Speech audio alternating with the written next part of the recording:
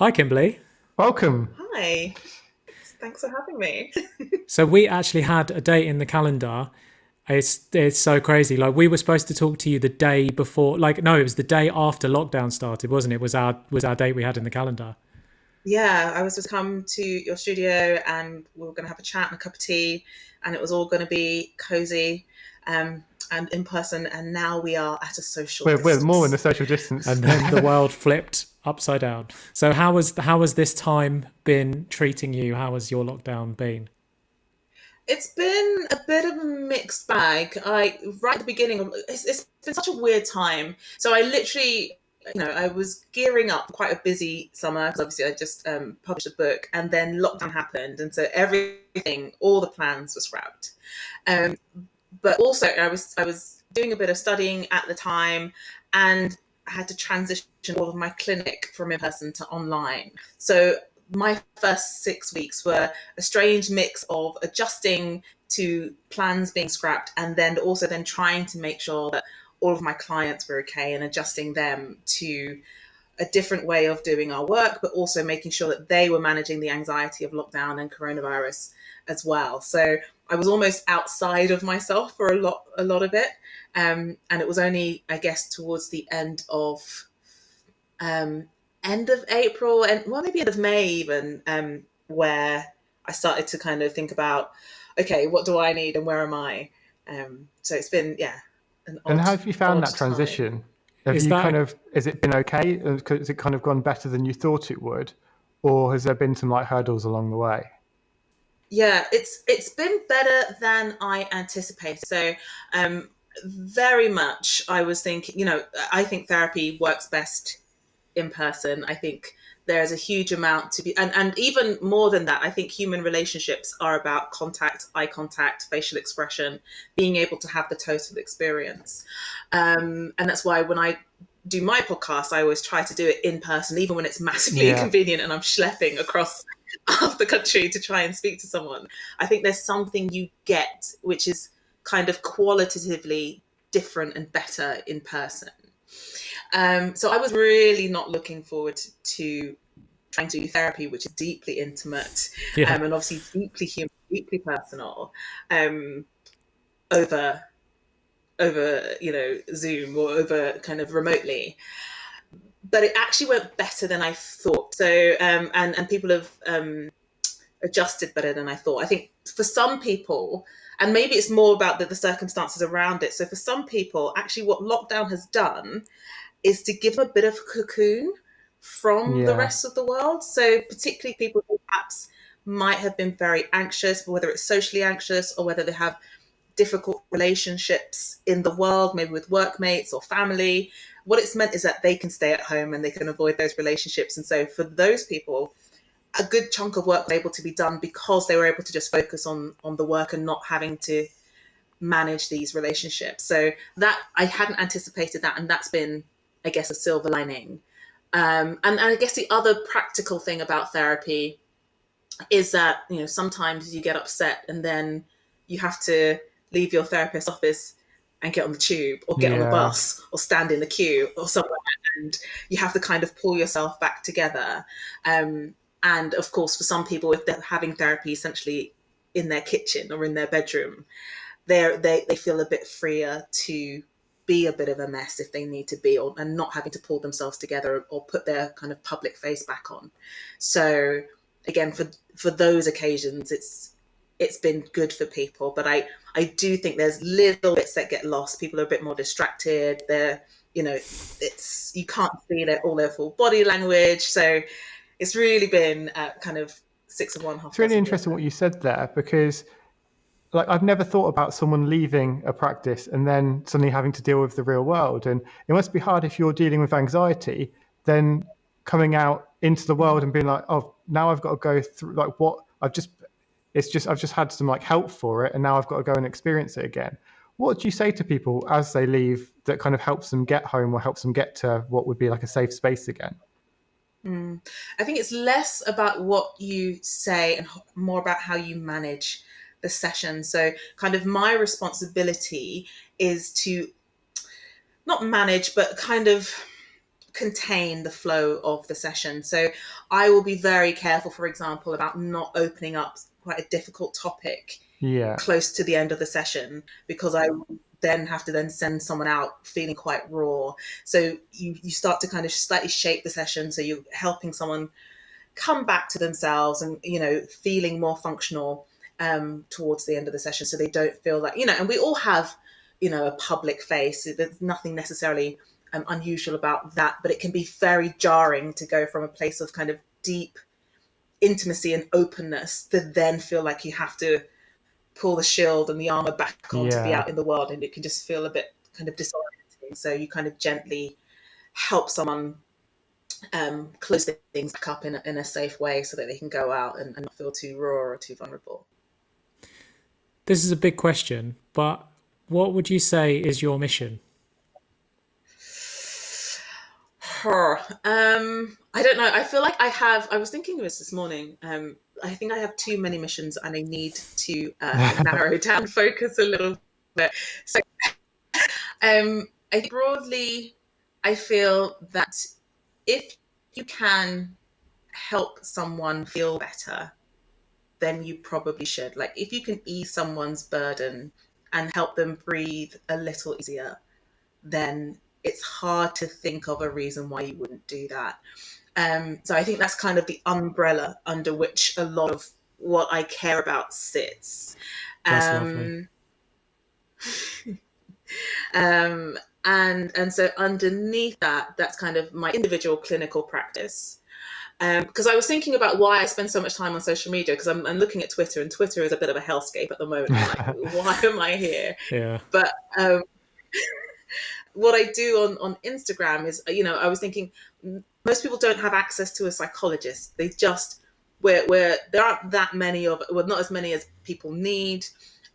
We can be hard to access. Waiting times are very long. And so what I can do is offer a little bit of a psychologist experience to a broader number of people, because, some of the things that I take for granted as being part of my clinical practice are just things that can help people that they just don't know about, very simple tips or way of seeing things that can help shift an attitude or reduce a critical voice, just help people feel a little bit better about themselves or in their lives.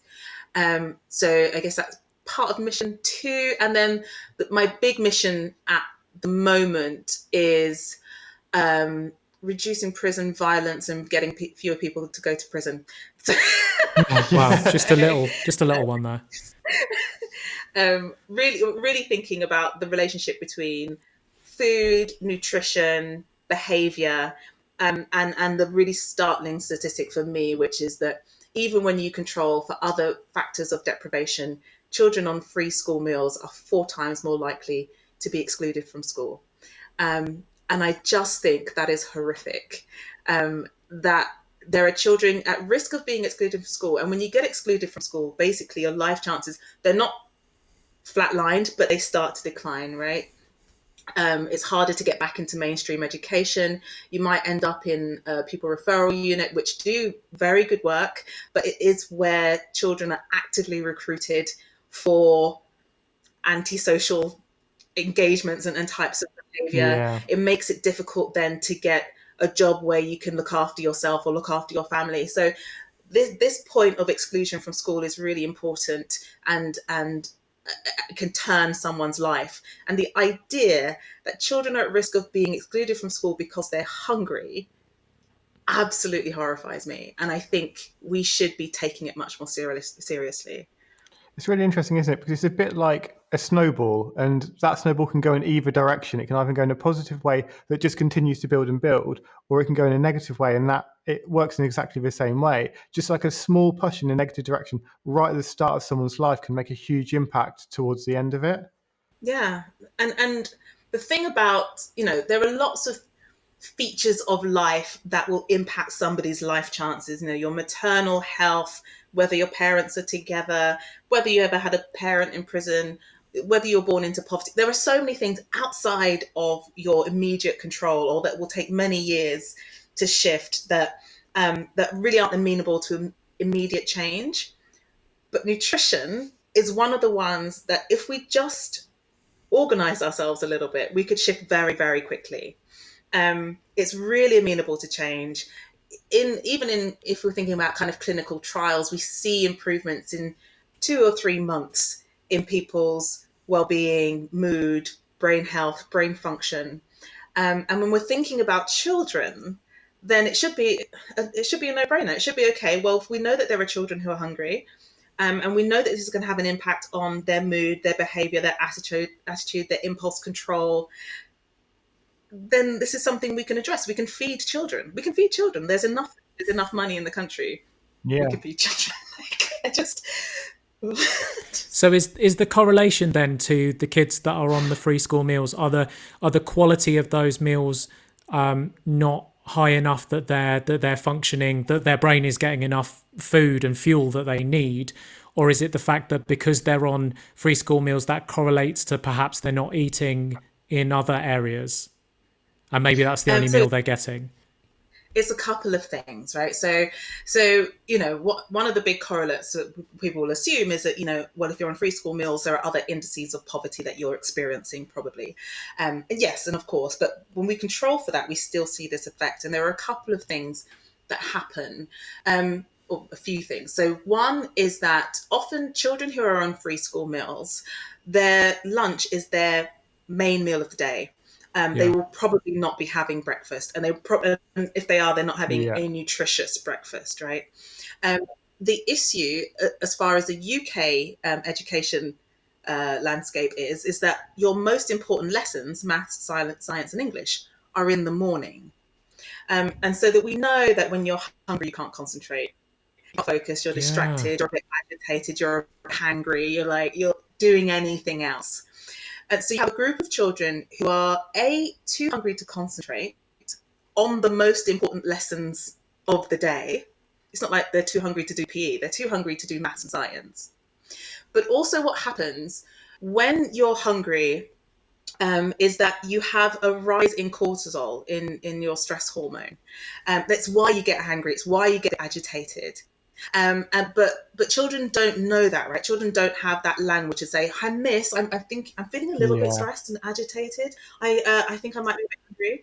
All they have is that experience of agitation, which they act on. So in studies where they have given children a nutritious breakfast, they've reduced fights in the first break by 30%. So children are fighting because they're agitated, but it's linked to their hunger. So you've got this twofold factor, which is one, they're too hungry to concentrate, so they're just not going to do quite as well, which is going to kind of erode their self-esteem, make them feel not as good about themselves, maybe get them labeled as lazy or whatever. Then you've got the second part, which is just the agitation and how that manifests kind of physically for them in a way which then also gets them labeled as troublemakers or naughty or put in a different group or sent, or again more likely to be excluded from school. But then the final part of this, I'm sorry for giving you a lecture in the middle of the podcast. Love it. The final part is simply access to the nutrients that build the brain, right? So if your brain requires for example, these essential fatty acids that you can only get through your diet or only properly bioavailable from the diet through oily fish in this instance, then kids on free school meals aren't the kids who are eating salmon for lunch or dinner. They're not the kids who are, sitting down to sardines, on toast or whatever. So that their brains literally aren't getting the nutrients needed for optimal function. So interestingly, would it be better if a free school meal was at breakfast time rather than at lunchtime? There's an argument for that. If you could only give kids one meal, give them a big breakfast. That would never happen though, would it? Because the government would then, because people would then be like, well, but you can't then let them go hungry at lunch, and the government are only going to want to provide one free meal a day, because then it's just going to come down to money. And then it's also so it's the issue of hunger itself, and then it's also nutritional constituents. So it makes, like, this is why I always get so stressed. Like, we've had the best teacher in the world on the podcast before, and one of the things I think that is so frustrating is the old cliche of the children are the future. Is like, but they bloody are. Like, if you want a successful country, then you must invest everything into the youth, into the young people, because they are like, if you're breeding not successful people, then your country is not going to be successful. You would feel like every single resource should go, and yet they are so underfunded. And it seems to me like, because you talk in the book, and it makes me think about when Adam was talking about the momentum rolling down the hill. You talk about the young lady that you worked with in prison, and what a mission it was to just have to basically just turn up every day for her to realize, like, oh, actually, there's someone who cares about me, and while she's consistently pushing you away. And it seems to me that the focus on the young people, if we can catch them when the clear evidence and the markers are there that we've just got to feed these kids, literally just feed them, then that will stop the roll-on effect of having to deal with these people in prisons who are so far down that road, who that momentum is going so fast for them that it's almost impossible to get out of. It's not impossible, but almost impossible. The average prison place is, and this is on my mind at the moment as well, because the MOJ have just announced that they're building 4 new prisons, the Ministry of Justice, to 4 new prisons to house 10,000 more prisoners in the UK. Now, we already have the highest levels of incarceration in Western Europe. We have recidivism rates of people leaving prison and coming back, which is in the high 70s. Like, the number of prison places isn't the problem. It's not the problem. And prison, it costs in the region of £50,000 to £60,000 a year to host a prisoner. And obviously more for higher category prisoners, and actually more for youth offenders, for young offenders. Whereas, so the two numbers that are absolutely mad is that in order to give a child a good breakfast is 30 pence a day. And in another set of studies, which I just came off the back of doing a special podcast series for the Wellcome Trust, which was looking at research that showed that giving prisoners nutritional supplements reduced violence in prison by on average 30%. The cost of those supplements is 10 pence a day. So the idea that we need 10,000 more prison places at a cost of 2.5 billion in order to build these prisons it doesn't make fiscal or social sense at all. And it's more about needing to be tough on crime. It's almost the equivalent of, like, if you're a hoarder, then you just go and buy a shipping container to put all more stuff in, rather than just say, like, what is the problem? Another shed, yeah.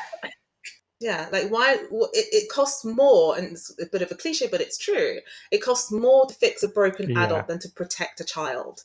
And so what we should be doing is just protecting children, like, feed children, protect children. Like, that's where we should be focusing our attention, not building 10,000 more prison places, which are only going to, what happens is that you end up creating more intergenerational poverty and imprisonment, because the biggest risk factor for going to prison is having a parent in prison.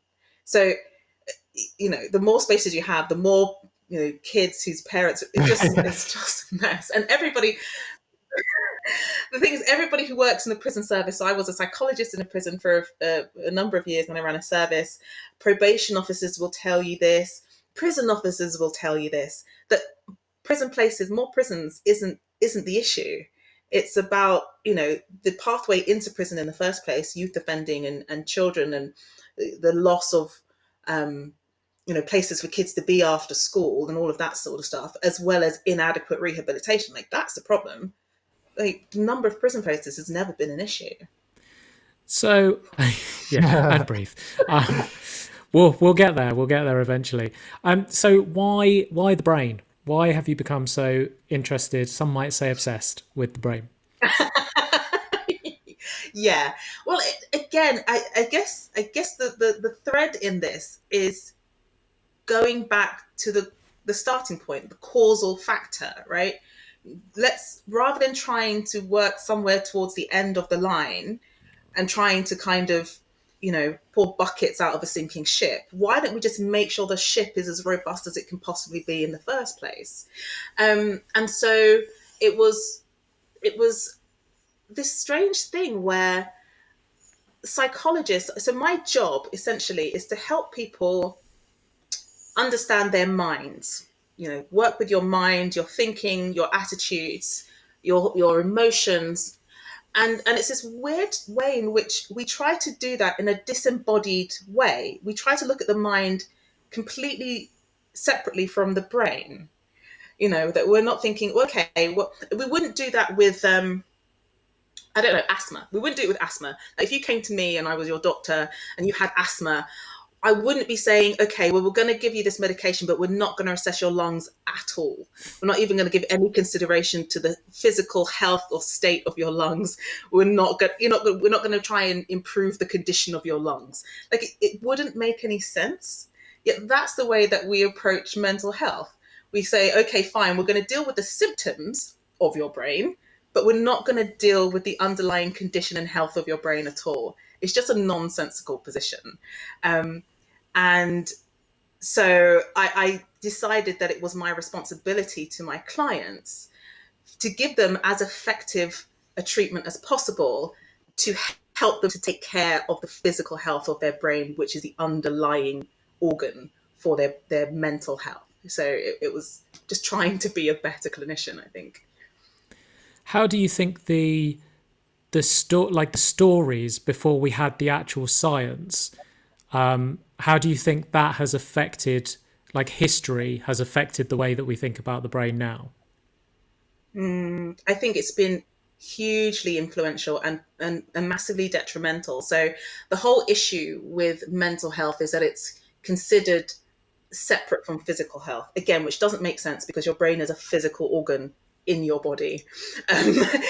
But in the beginning, we looked at mental health as being as possession. Maybe you were possessed by a spirit or a devil or a demon.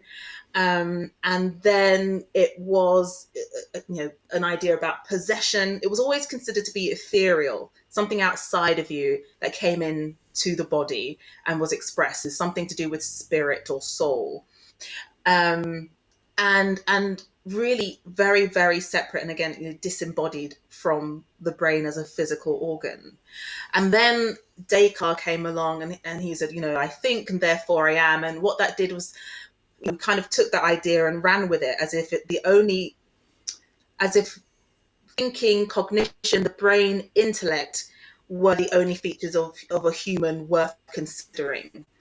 And as if those things exist separate from the body. Your body is just this kind of meat suit that carries your brain around. It's just there to give your soul a container, which is, of course, completely untrue, right? So everything that you understand about the world comes through the senses. It comes through your body. So your body is absolutely essential to your view of the world itself, but also everything that happens in your body affects your brain.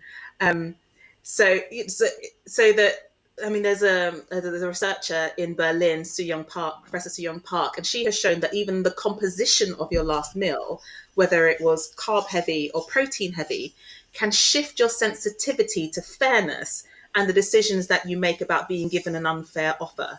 And that's linked to the amount of amino acids in your blood and how that affects the amount of neurotransmitters in your brain. So even the decisions you make are related to the last meal that you ate and how that affects what's happening in your bloodstream. So the idea that we can think about mental health without thinking about the body is just, well, it's wrong and nonsensical. And I think it keeps us away, I think it's changing now, but it's got in the way of us being able to find effective treatments or adjunctive treatments for mental health and mental illness. Yeah. This stuff is so fascinating. I feel like I'm going to be cooking up certain meals before big questions I have to ask my girlfriend, so that I know I get the best. Well, I think the what's best really reception. interesting is the fact that just by changing your diet, you change your life and the outcome of your life. Because if it changes your decisions and the way you impact in every single scenario, that's like, it's almost like a sliding doors thing. It's like, by having that one meal, that's changed how your life's ending. So it's so important to actually make sure that everything you eat is good, because you might fuck your life up because you ate a McDonald's one day. Well, this is the thing, and there's this, the studies that show that, again, just in terms of hunger, that judges will pass more harsh sentences before Yeah. lunch than they will after lunch, because they're hungry and they're a bit agitated because their cortisol's a little bit higher. That makes a demonstrable difference to the life of the person being sentenced, right?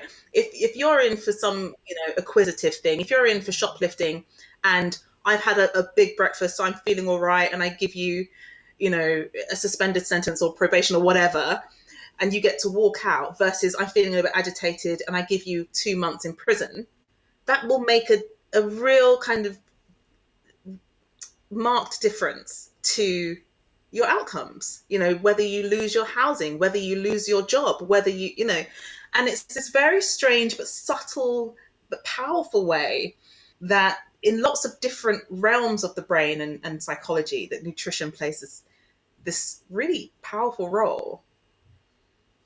The more that I do this podcast and the more that I'm learning, especially over the past sort of couple of years, the more I feel like if we understand our brain, then we are more able to basically manifest our own success.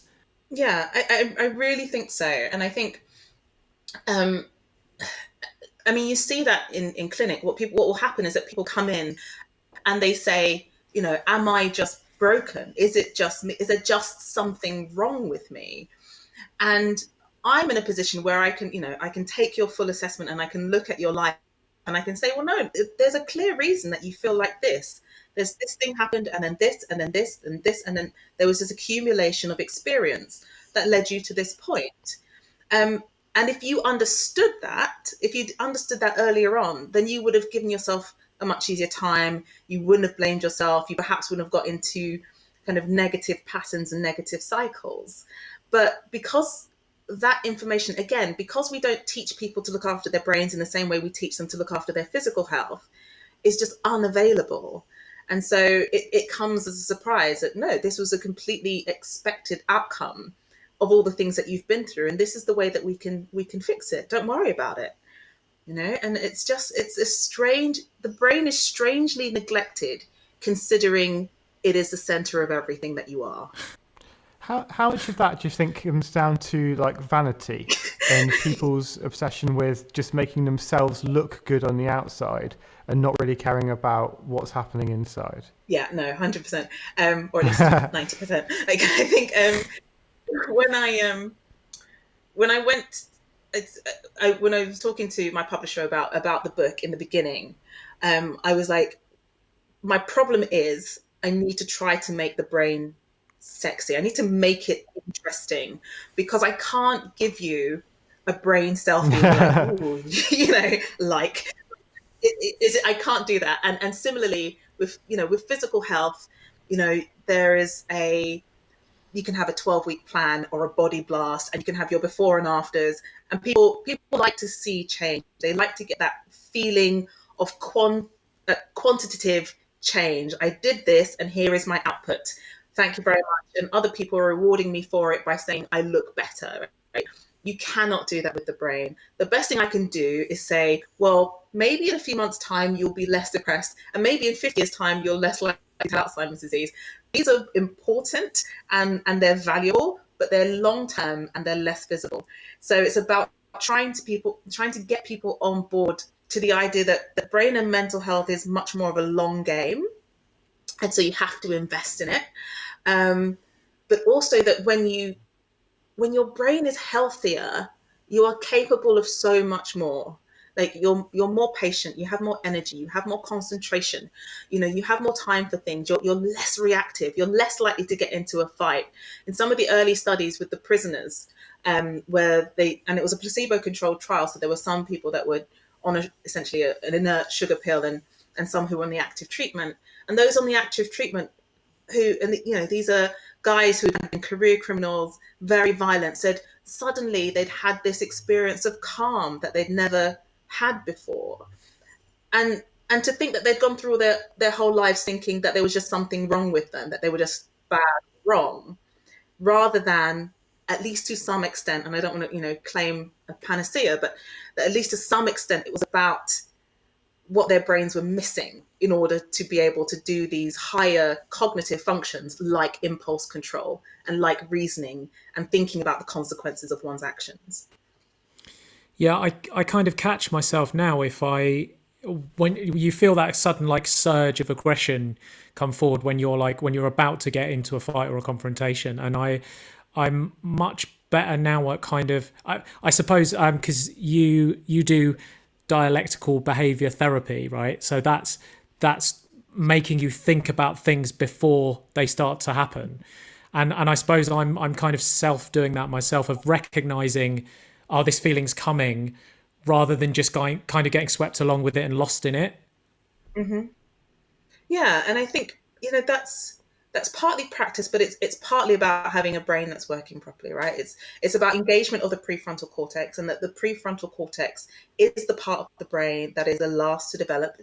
But then for impulse control, you need to have kind of a good bidirectional relationship between the limbic system and the prefrontal cortex, the hot emotion system, your fight or flight response, and the cooler, more rational, slow thinking, consequential reasoning that happens in the PFC.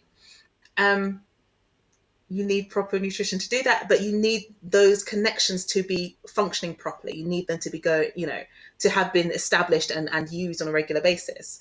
And so it's that combination of early experience, but also environment, that lays that down. People just need to know about their brains.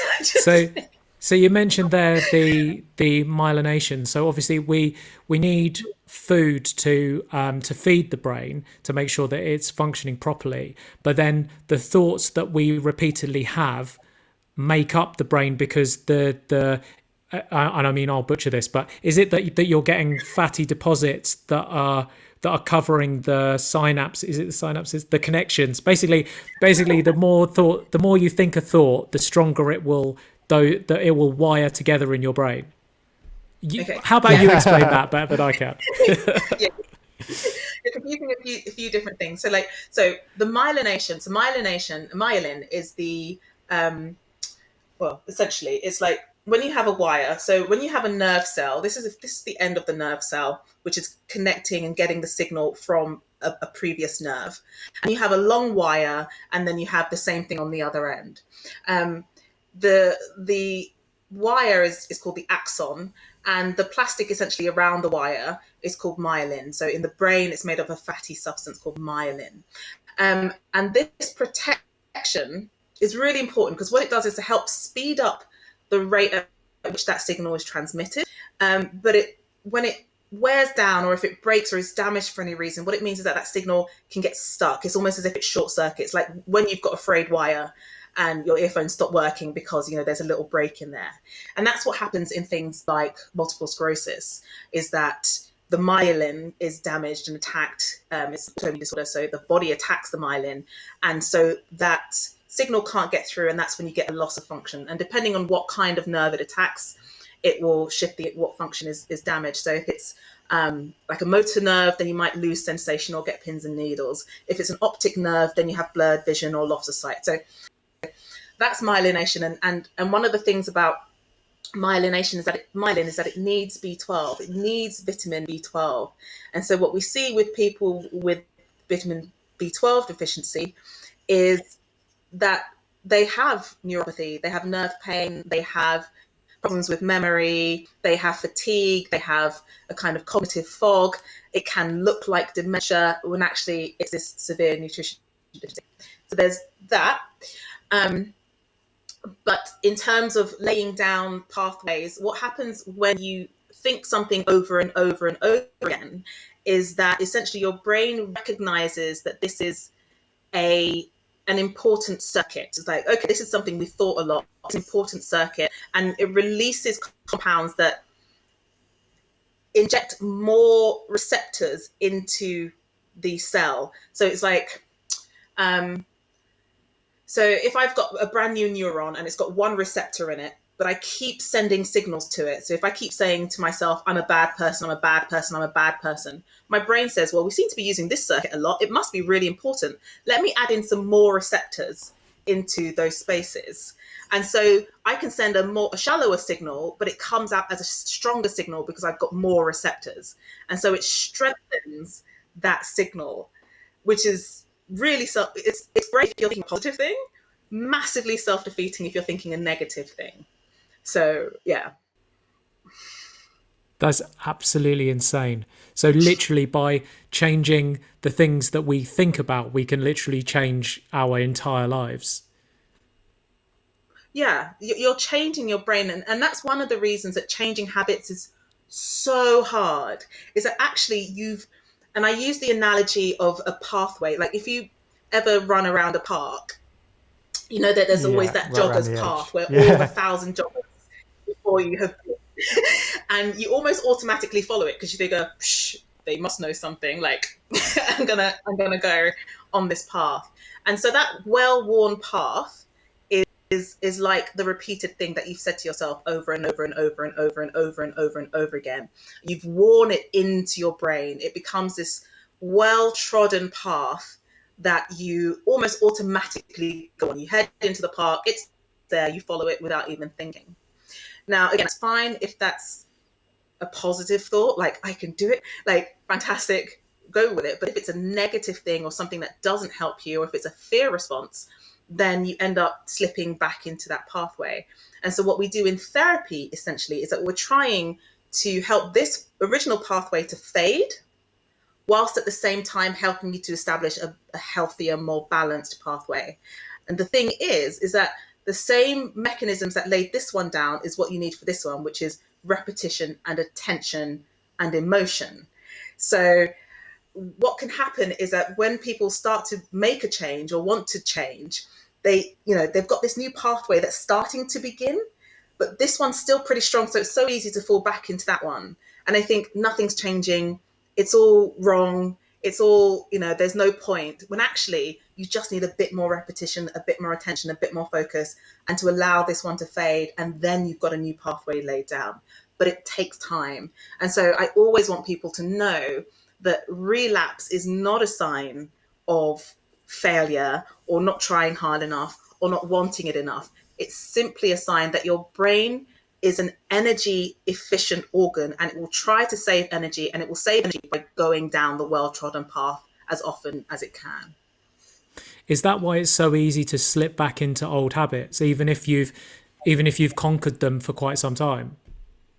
Yeah, absolutely. It's almost as if, you've been trying to run a different way across the park, but when you're tired, when you're low in energy, when you're stressed, when you're under pressure, it's less energy to try and lay down this new path, and we'll just go down the old one.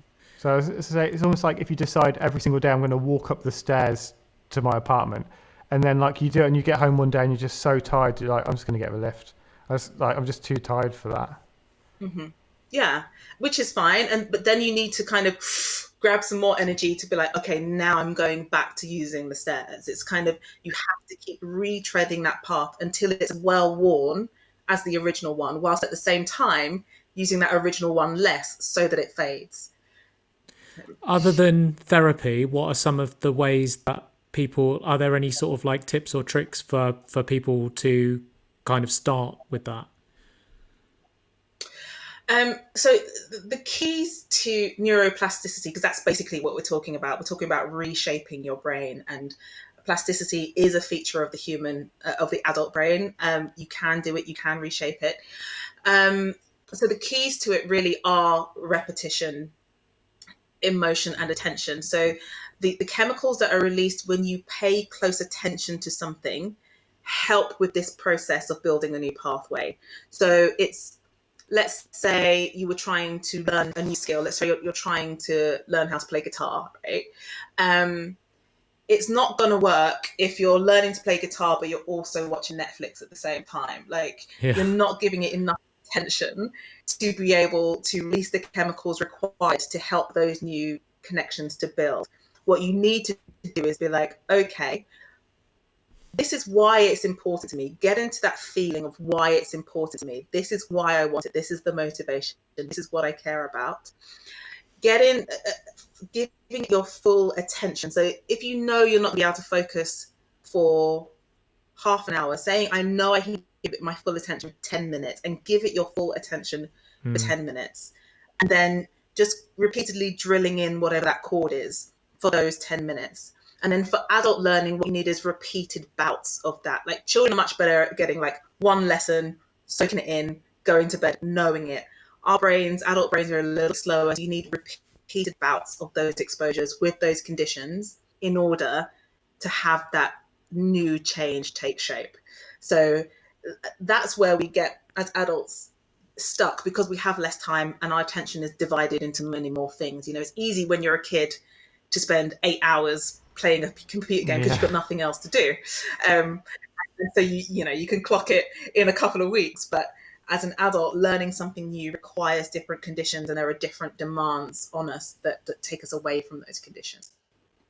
It's so funny you mentioned that, actually, because Adam and I they've just re-released a Nintendo 64 game that me and Adam both used to play when we were kids. And it's so funny going back and playing it. I guess we're going back to those old pathways that are there. And there's this wonderful sense of like nostalgia and like reliving this thing that we did so long ago. It's a very weird feeling. It's really strange, isn't it? Because I was... something came up on my Spotify the other day, and it was a song that I couldn't, like if someone had asked me to name, I don't know, boy band songs from the early 90s, I'd be like, I don't know, I can't remember that. But the song starts playing and suddenly I'm singing along, and I'm like, I didn't even know I remembered the words to that. Yeah. And so this is it. These pathways are there, and it would have been faded. Maybe when I was a kid, I would be able to sing it word for word. And so they were slightly faded, but they were still there. And that's a kind of example of the way that these pathways just sit there dormant and fading until they're re-triggered, and then they're kind of firing it's again. so crazy, isn't it? It's like when someone will mention something that you haven't thought of for like 20 years, and then all of a sudden they mention it and you go, oh my god, yeah. And like it was we're holding like that blows my mind that we're holding everything that's ever happened, and there's so many things that you won't access because you won't get that right trigger for it. But someone just mentions like, oh, when I was 5, I used to watch this cartoon, and you're like, oh my God. And then it all comes back to you. It's almost like emotions are the things that unlocks it, because it's like the nostalgia, it's like having that memory and like how you felt at the time, that comes back, and it's like listening to the song you were listening to, that would have brought back a certain feeling, and it's as soon as you've got the feeling that you can then click into the certain things. Whereas if someone just said, can you tell me this? You'd be like, I can't remember it. But I think that's why it's so important to have emotions and stories and stuff that you can tell people and relate to people, because it's like, then they're going to remember it a lot more. They're going to have those connections. They're going to link it to stuff. Because like story is so important when it comes to anything. Yeah, absolutely. We're kind of story and meaning makers. It's part of our gift, but it's also part of our trouble, that we will find meaning in the meaningless as well. And so we're constantly looking for the way. Emotion is a deeply important trigger for us. And I guess that's the other thing that I always want people to know, is that so many of our emotions are hardwired into our brains. They have neural circuits, evolutionary neural circuits, and not just ones that are built from experience, but come built into the software, to the hardware, right? They're there. And I think because people don't know that, with emotion, people tend to see them as problems. They're like things that I need to control, manage, squash down, ignore, get rid of, because we so highly prize our cognitive abilities and our reason. But our emotion is so essential, A, to our existence as human beings, B, to our social relationships, but also just to making good decisions. Like, if you cannot access your emotions, you can't make a decision that's meaningful for you. And we see that in patients who have had kind of lesions or brain damage to that link between the emotional part of the brain and the reasonable part of the brain. You can't decide what's important. So you can, in the classic study, the poor guy, he had been a high-flying professional, had a brain trauma, and then spent hours trying to decide how to file his file. Should I do it alphabetically or should I do it by color? I don't know. And so things start to lose their meaning. And if you don't have access to your emotions, you can't decide whether something's important or not. And everything in life is about deciding whether something is important or not. Yeah, there's been tests done. I'm going to butcher this because I can't remember exactly what it was, but I think it was there was someone who'd lost emotion, and so they couldn't make the decision between whether they wanted chicken or fish for dinner, and they could write a list of pros and cons for both meals of why each one, but they couldn't say which one they wanted. Yeah, exactly. Because it's your emotion that says, that's what I want right now. That's what feels good. That's what connects with me. That's what resonates. And it's that connection between reason and emotion that helps you to make decisions. And I think people miss that. I think I just need to think my way through this. This comes up in therapy a lot, where people think, oh, well, if I, and even in their romantic relationships, they're trying to work it out in terms of what's best. And actually you have to say, that's not it. I need you to connect with how you feel, because that's what's going to inform whether this is right for you or not. There's no, in the big decisions in life, there's no clear answer. There's no one sitting there saying, well, actually, that was the correct answer. Well done. Should you take this job or this job? Well, if they're equal in one of my, do I do it as an example in the book? So like, let's say it's about your values, right? So let's say you've just left college and you have a job that is high profile, high status, well paid, versus a job that is social, pro-social, NGO, changing people's lives. Which job should you take? Well, you can't make a decision about that unless you know what's meaningful for you.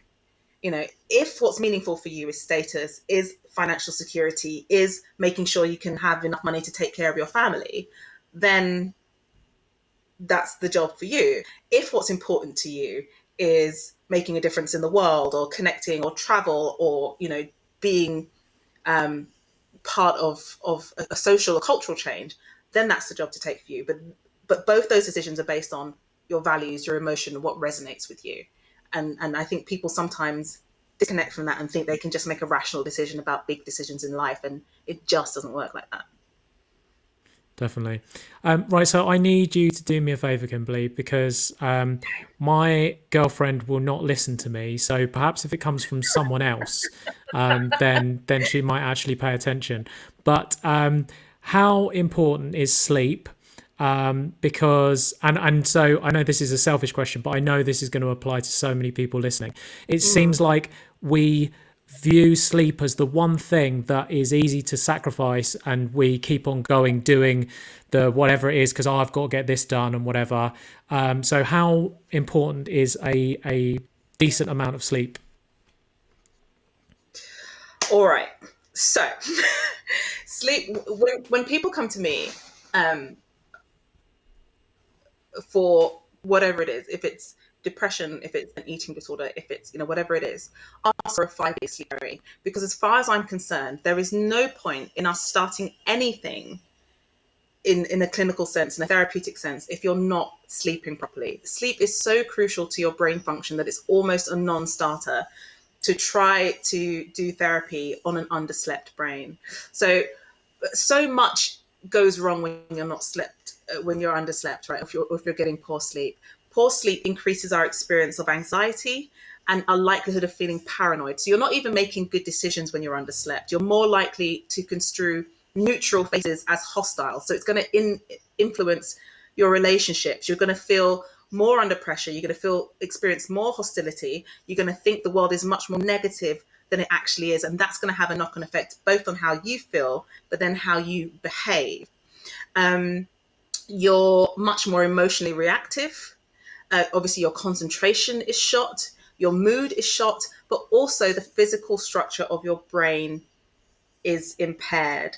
So one of the most important things that happens in your sleep is, so you've got your synapses, which is the gap between the two ends of your nerves. And your signals and neurotransmitters have to cross across the synapse in order for you to have any thoughts, ideas, for your brain to function at all, right? But during the day, you get a buildup in that synapse of various metabolic byproducts, toxic proteins, just like everyday gunk from your day. And if that builds up too much, what it can do is to block the signal. And in the same way that when a signal goes through and is repeated, that gets stronger. If a signal doesn't get through and this nerve isn't used, it starts to fade and die back. And that's what we call neuronal atrophy. And you do not want your brain cells to die, right? That should be a given. But just in case, you do not want brain cells to die. And so we don't want a buildup of stuff in between your brain cells too much. And your brain can clear it through the day, but your rate of clearance doubles during sleep. And one protein in particular is called amyloid beta, is the signature protein for Alzheimer's disease. And it's produced in lots of different ways. It's produced from lots of normal reactions in the brain. But essentially, one of the reasons that sleep disorders are a risk factor for Alzheimer's disease, and we think it's because you're not getting that clearance of amyloid beta during deep sleep to allow the brain cells to work properly. So I don't know if I can make it any clearer. Sleep is absolutely essential to the structure and function of a healthy brain. How do you work out how many hours you need? Because people always say, oh, I need 8 hours, I need 10 hours. How, is there a method to working that out? Not really. We tend to think that subjective rating, so how you feel yourself, is best indicator. So some people will be naturally short sleepers, your 6 or 7 hours, and some people will be long sleepers, 7, 8, 9 hour people. And really, the best way to work that out is to give yourself a few clear days when you're not having to get up to an alarm clock, and just be like, okay, I'm going to go to bed when I'm tired. I'm going to wake up when I wake up, and I'm just going to count how many hours that is, average that out, and that's going to be your best indicator of the amount of sleep you need, assuming that you've not had a massive week where you've been overtired, assuming normal tiredness, normal conditions, then that's going to be your best indicator of the sleep. I think that's a really important thing that people do now as well, because it's like, I think just making that observation is so important for your whole life going forward. And it's obviously like a few days worth of sacrifice for not setting your alarm at the right time. Like, yes, you might wake up later, but then the benefit of going to bed that bit earlier in future is going to make such a difference to your whole life. So I think anyone listening to this now, if you don't know that, do that now. It's so important to start it as soon as possible. It's an easy in. And the thing about kind of mental health generally, and mental illness in particular, is that these are hard to treat conditions. They're hard things to rectify. So we're looking for as many easy ins as possible. And so if going to bed an hour earlier is going to make you feel less anxious, less paranoid, less hostile, less emotionally labile, that is something that we need to be thinking of immediately. I have I guess, emotional kind of thing with sleep. I was diagnosed with chronic fatigue syndrome when I was about 17. And at the time, I was listening to a lot of Nas, and there's a lyric where he says, I don't sleep because sleep is the cousin of death. And all I was doing was sleeping. I was sleeping for 18-hour blocks. And during that time, listening to that lyric and I felt dead. I felt so, and the way that I gradually healed over the years was by getting into more of a routine. And so now I go to bed at 10 and it's religious. I'd never break it. And I'm always in bed at that time, unless me and Ada are speaking somewhere. And then that's the only time when it will be later. But I'm sort of really, regimented with it. But I do still have the kind of urge to sleep during the day, and I get that quite a lot. Is that, I'm just using you for my own personal gains now, but I think, it's something I've been wondering about for a while. Is it bad can you oversleep? Is it should I resist that feeling when I'm I could really just go and have a nap for an hour now, or should I like take the nap and feel refreshed afterwards? So that really depends. So yes, it's possible to oversleep. That usually happens when someone just resists the urge to get up, right? Right. So like think, oh, I've got nothing to do, I might as well stay in bed, and then you oversleep. Then your circadian rhythms are a bit skew-if, and that has knock-on effects. The really the literature on daytime sleepiness is mixed. So if it's because you've not had sufficient sleep in the evening, overnight, then we'd be saying, have more sleep overnight. If it's not, if we think about daytime sleepiness, we're thinking about other things like you're making sure that there aren't any other problems that are causing your daytime sleepiness.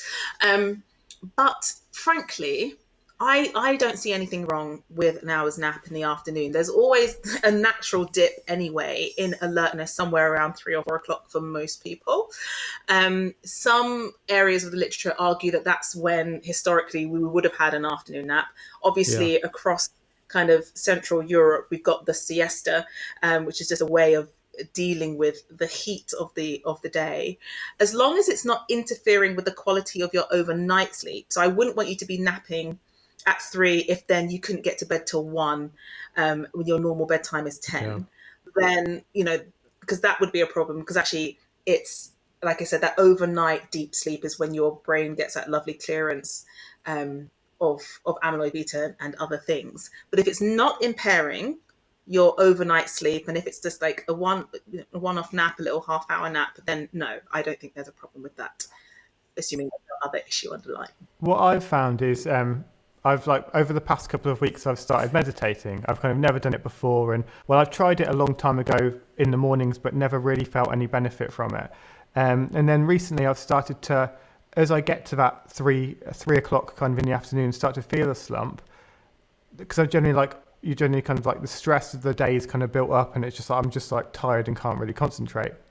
So I found that by taking kind of 15-20 minutes to sit and meditate in that time, it then kind of completely clears my brain of the stress, anxiety, all the kind of busyness that's going on in there, and the tiredness that's kind of built up almost because I'm kind of combating all of these things. And then after that 20 minutes, I'm like, whoa, this is I feel completely different. It's like I've had a nap and woken up fresh. So I've only been doing it for the past few weeks now, but I've seen a massive difference in my kind of alertness in the afternoon. Yeah, I think it's whatever, because I think probably the main thing is addressing that stress that's building up, isn't it? It's about that moment of recognition of the physiological and psychological state that you're in at that point. And I think that's something that basically nobody does. We all just kind of hammer through the day, get home. I think it's the reason that the UK has such high drinking levels, is that we hammer through the day, get home absolutely wrecked and stressed, have no means of being able to switch that off or turn that off, and particularly in order to get to sleep, because sleep isn't like an on-off switch. It's more like slowing down a car. It's like coming gradually down to a halt. Whereas what happens with our busy lives is that we get home and kind of slam into a wall and kind of the audio there, haven't I? We slam into a wall and then expect your body to be able to switch over into sleep. It just doesn't make any sense at all. And I think that's why people have a drink, because it's a sedative. It kind of helps to knock you out. It ruins the quality of your sleep. But people think, there's no other way that I'm able to switch my brain over from this state of kind of really high elevated activity, alertness, stress, energy, to a state that's required, which is calm, slow, relaxed, which is required for sleep. So I think it's about addressing those stresses. If we could do it more often, as they came up, as it happened, every day for a few minutes. One of the reasons that I recommend for a lot of my clients who struggle with recognizing their emotions, a 1-line-a-day diary. Just 1 line a day. Just tell me how you're feeling, or tell yourself how you're feeling. Like, what am I feeling? So that you learn to recognize in the moment what you're experiencing. So you become more familiar with checking in with yourself, so that you don't get to a point 3 months down the line when you haven't realized how stressed you are, you just kind of collapse. So obviously, a lot of our listeners are creative people. What can people do to increase their creative thinking? Lie down. Yeah, lie down. So we're not entirely sure why, but lying down is one of the ways that you're supposed to reconnect and find your creativity. So weird. Yeah, the brain is hilarious and ridiculous and brilliant all at the same time. Obviously my bias is going to be towards making sure your brain is fundamentally healthy to start with, as much as possible. What's really interesting actually is you don't realize until it's over how much of your creativity is drained from mundane things, like the attention that it takes to deal with mundane, tiny little things. Um, and so it's almost like if you take care of, make sure you're paying your bills on time. Like, don't give yourself Yeah. unnecessary stressors. Take care of the little things. Take care of the little niggles that arrive. Make sure that you've got enough space, because essentially I think creativity is about freedom.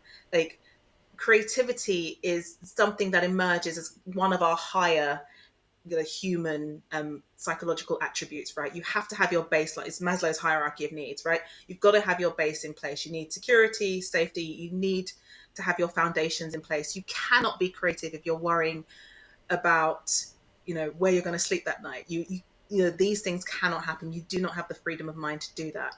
So and that goes for your physical health as well. You cannot feel as creative as possible if you're dealing with a bit of back pain, a bit of knee pain. You've got this thing that you haven't properly addressed. You're not looking after yourself properly. So if we take the idea that creativity is freedom, and where these things are in your control, because obviously someone can't deal with poverty, there's not much, I can't really speak to that.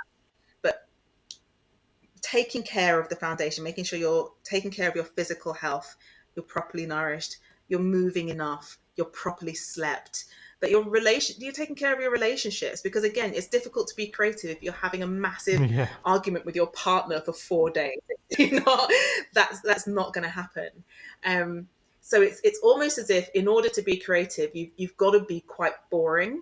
You've got to be quite disciplined, be quite boring, and take care of the fundamentals, in order that you can switch off the caretaker part of yourself and allow that child, creative, artist part of yourself to feel safe enough to play. I mentioned before we started recording that I think this is one of the best books I've ever read. I think it's incredible. It's kind of like a plan for like success in your whole life, and just how all of these different, I mean, you mentioned money there, like there's even a section on money, and so it's about a lot more than just the brain.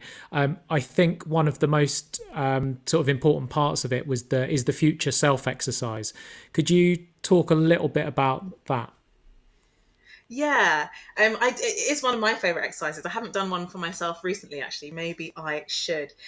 So one of the issues that we have around making change, one of the cognitive biases that emerge, is what's called future discounting. And this is one of the issues with the brain that I kind of touched on earlier on. Like, if you don't feel like you're going to get the benefits straight away or quite soon, it's difficult to see the value in it.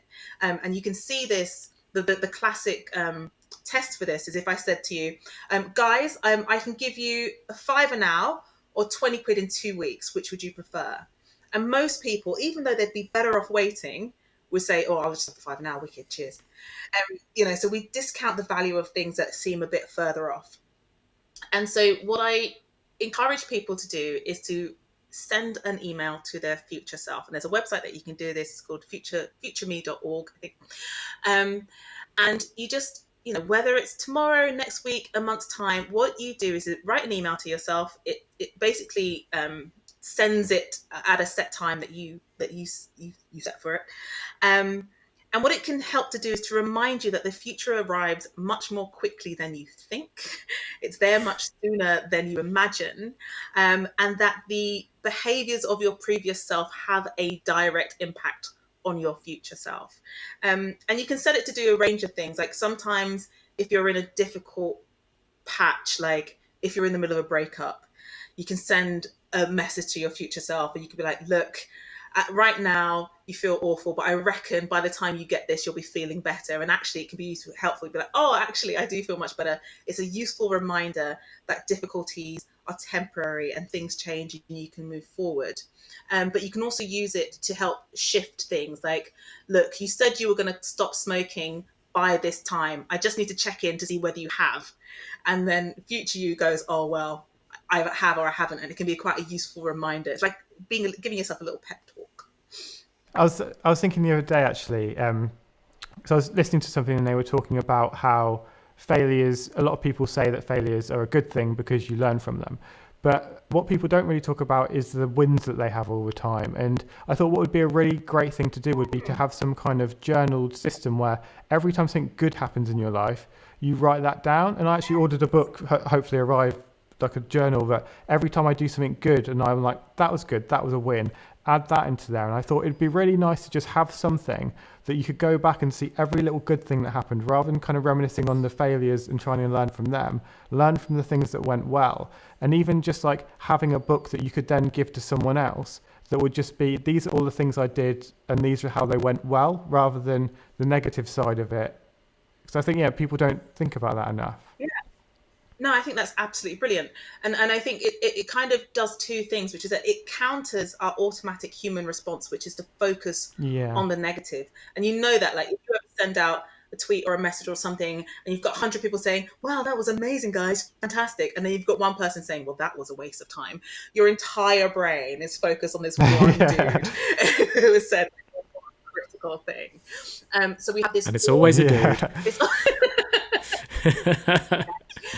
So we have this automatic negative attentional bias to the bad things that happen, and I do exactly the kind of thing that you suggest, Adam, with clients. So if I've had someone who has had, you know, a very long history, you know, or very built-in paths of negative thinking, critical thinking, it can be very difficult for them to even recognize when things are changing, or when things are better, or whether they've done something well.